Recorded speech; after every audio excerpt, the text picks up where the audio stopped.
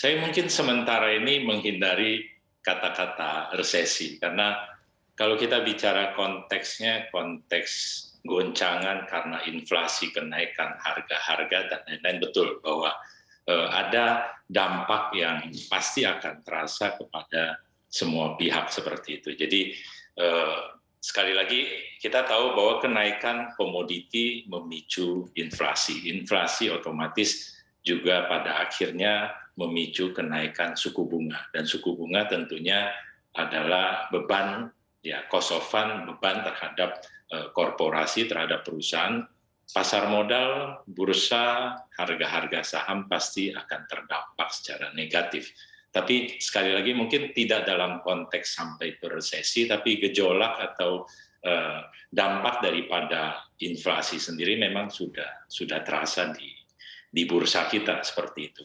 Tapi saya melihat bahwa semua adalah kembali ke masalah siklus, masalah memang kenaikan komoditi, ada saatnya komoditi naik, tapi ada saatnya juga komoditi akan kembali mungkin stabil di masa yang akan datang.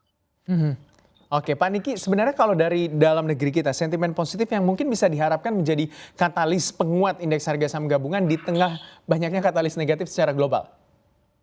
Kita bagaimanapun kita bersyukur kan bahwa kita adalah negara dengan sumber daya alam. Kalau kita perhatikan indeks sektor energi kita sendiri tahun ini year to date sampai dengan bulan Juni pertengahan tahun ini mencatatkan kenaikan lebih dari 40%. Memang sektor lain mengalami keterpurukan, termasuk sektor keuangan yang sangat sensitif dengan suku bunga minus sekitar 5%. Tapi sekali lagi balancing daripada itu, ada yang naik, ada yang turun juga.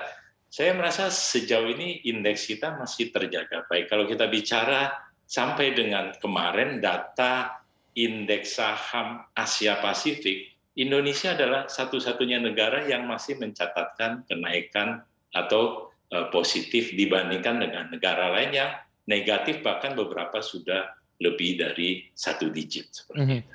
Oke, Pak Niki, kalau kita lihat tentunya di bulan ini untuk rapat dari Bank Indonesia begitu ya, diperkirakan akan menaikkan suku bunga acuannya di 25 basis point rentangnya. Kalau kita melihat otomatis juga suku bunganya akan 3,75% begitu. Ada era normalisasi kebijakan moneter begitu. Nah, Anda melihat apakah di tengah-tengah kondisi makroekonomi yang kurang baik lagi dengan normalisasi kebijakan moneter, daya tahan dari pasar saham kita seperti apa Anda melihat?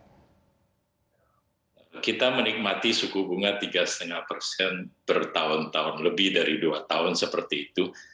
Dan memang kalau kita melihat inflasi kita juga perlahan mengalami kenaikan. Bulan lalu sudah 4,35 seperti itu. Saya secara pribadi saya mau mengatakan bahwa mau tidak mau memang BI rasanya memang harus menaikkan suku bunganya. 3,75 saya rasa angka yang cukup bisa diterima.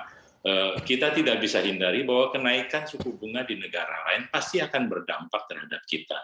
Yang kita rasakan, yang kita lihat sehari-hari saat ini adalah kenaikan daripada atau pelemahan daripada kurs rupiah kita.